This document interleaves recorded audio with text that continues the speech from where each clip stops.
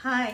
मैं आज आप लोगों को हम लोग जो सिल्क कपड़े पहनते हैं वो सिल्क कपड़े की धागा किसने कब और कहाँ आविष्कार किया था उसके बारे में थोड़ा जानकारी दूंगी। बहुत लोगों को ये बात पता भी है, लेकिन मैं फिर भी इसके ऊपर भी और कुछ बताने के लिए कोशिश करूँगी। इसीलिए आप लोग ये वीडियो मेरा एंड तक ज़रूर देखते रहिएगा। आज से लगभग 4590 वर्ष अर्थात 2640 बीसी पहले चीन की महारानी सी लिंग छी ने अपने बगीचा में साथियों के साथ चाय पी रही थी। अचानक एक शीश उनकी चाय में गिर गया। रानी ने ऊपर की तरफ देखा। जिस मलबेरी पेड़ के नीचे वो बैठी थी उस पर काफ़ी सफ़ेद कोकून लटक रहे थे। रानी ने ध्यान से देखा, चाय में जो कोकून गिरा था धीरे धीरे उसका चमक बढ़ गया है। रानी ने कोकून को चाय में से उठाकर खींचकर देखा, उसमें से धागा जैसे निकल रहे थे। तब रानी ने बगीचा में जितना कोकून था सब कलेक्ट करवा के बॉईल किया। फिर इन कोकून से सूक्ष्म धागे काटकर महीन और चमकदार कपड़े तैयार की। महारानी ने वही कपड़ा जब राजा को दिखाया, राजा को बहुत पसंद आया। इससे पहले सूती कपड़े थे। फिर राजा ने इसका फार्मिंग करवा के सिल्क कपड़े बनाने की प्रक्रिया शुरू किया, जो लोगों को बहुत पसंद आया और लोकप्रिय भी हुआ। सी लिंग शी की पति वांगती को येलो एम्पायर नाम से जाना जाता है।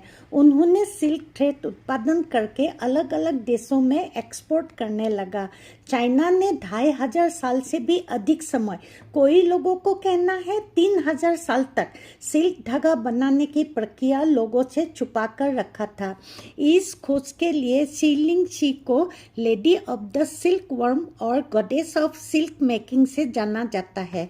चीन में प्रचलित ये कथा कितना दूर तक सत्य है ये किसी को भी पता नहीं, लेकिन रेशम उद्योग की शुरुआत सर्वप्रथम चीन में हुई। धीरे धीरे यह उद्योग यूरोप, एशिया के सभी देशों में फैल गया। आजकल विश्व में रेशम का उत्पादन अधिकतर Japan, Italy, France, Spain, Bharat और बर्मा में होता है।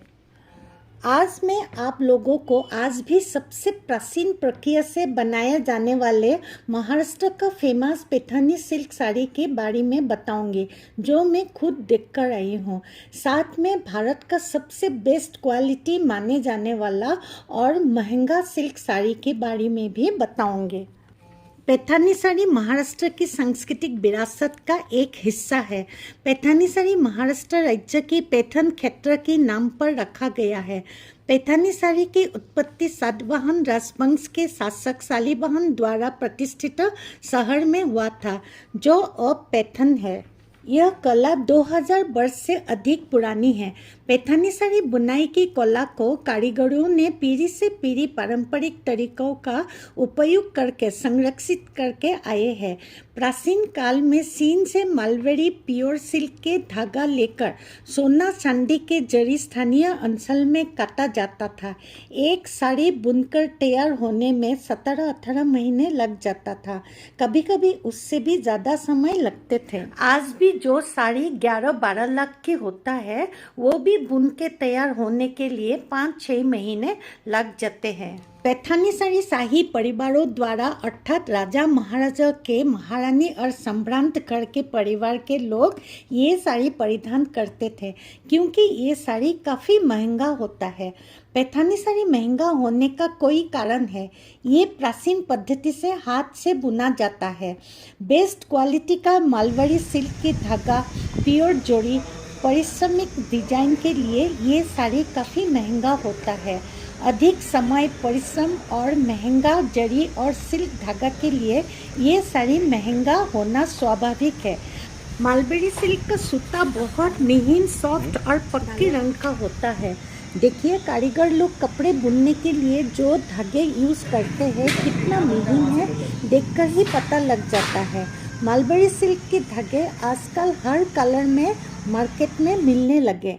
मलबेरी सिल्क इसीलिए बोलते हैं। इस सिल्क का वर्म अर्थात कीट मलबेरी पेड़ का पत्ता खाकर कोकून तैयार करते हैं।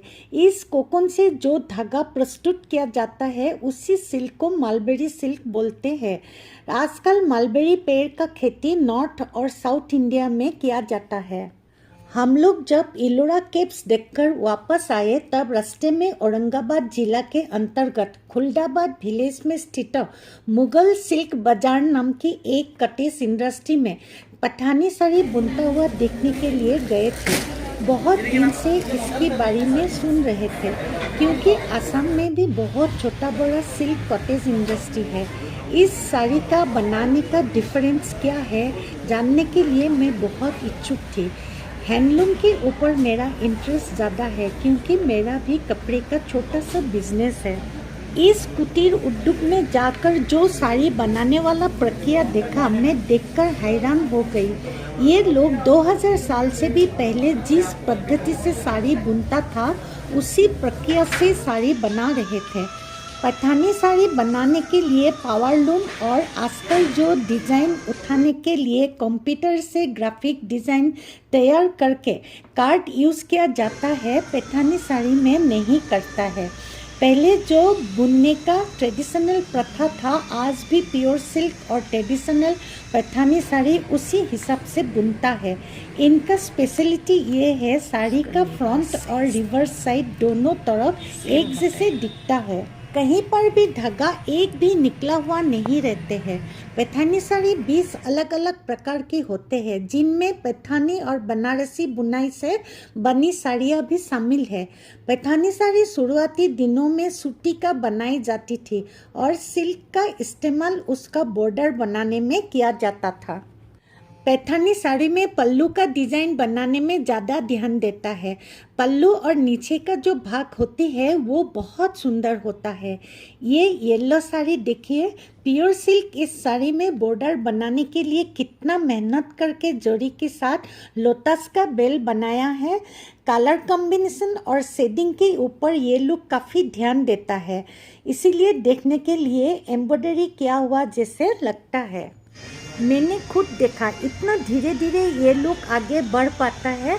कपड़े में जैसे एम्ब्रॉयडरी करता है उसी तरह ये लोग लूम अर्थात करघा में बुनाई का काम करता है। देखिए, साड़ी के लिए दिग में जो धागा रहते हैं उसके नीचे एक पेपर में डिज़ाइन ड्रॉ कर लेता है।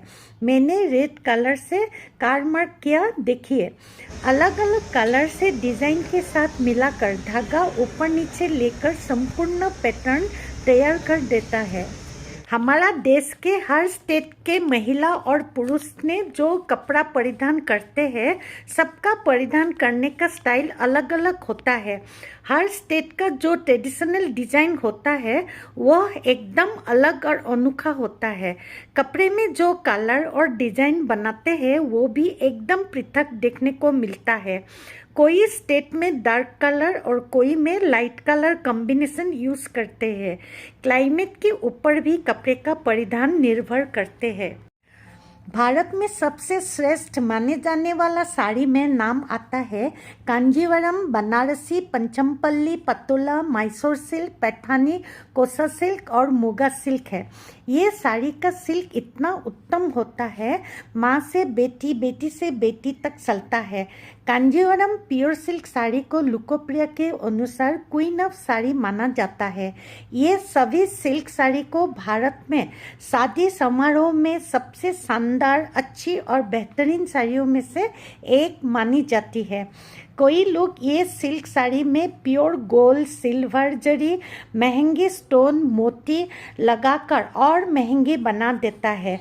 विवाह पत्तुपुड़ी साड़ी दुनिया में सबसे महंगी सिल्क साड़ी है। यह साड़ी चेन्नई की हस्तशिल्पकारी द्वारा बनाई जाती है। इस सिल्क साड़ी को नवरत्न जैसे हीरा, पन्ना, प्लेटिनम, मानिक, पीला पखरस, नीलम, तोपास, मोती, लहसनिया और मुगा जैसे रत्नों से बनाया जाता है। इसमें जो जड़ी यूज़ करते हैं वह प्योर गोल्ड होता है।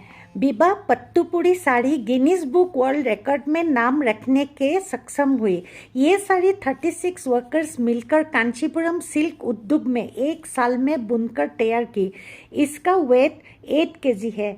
इस साड़ी में प्रख्यात चित्रशिल्पी राजा रवि वर्मा की 11 पेंटिंग उतारा गया है।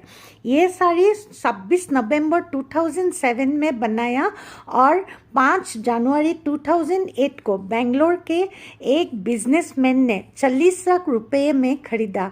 25 सितंबर 2012 में गिनीज रिकॉर्ड में इसका नाम दर्ज हुई। आजकल पावरलूम में बनी हर किस्म का साड़ी आर्टिफिशियल सिल्क में और डुप्लीकेट डिज़ाइन में बाजार में मिलने लगा। कलर कॉम्बिनेशन और देखने के लिए सेम डिज़ाइन कम दाम में मिलने से सर्वसाधारण लोग खुश है। फिर भी gold is gold, pure is pure, उसका स्थान कोई ले नहीं सकता है। प्योर मलबरी सिल्क और प्योर जरी में तैयार किया पैठानी साड़ी कम से कम दाम में 50-60 हज़ार से शुरू होकर लाखों तक जाता है। आज के लिए मैं विदाई लेती हूँ। अगर आप लोगों को मेरा ये वीडियो पसंद आया तो मेरा चैनल को लाइक करके सब्सक्राइब कर दीजिएगा। अगर आप लोग फेसबुक पेज में मेरा ये वीडियो देख रही है तो मेरा पेज को फॉलो कर दीजिएगा और कमेंट बॉक्स में जाकर कमेंट जरूर दीजिएगा, क्योंकि कमेंट देखकर ही हम नया वीडियो बनाने के लिए उत्सुक होते हैं। धन्यवाद।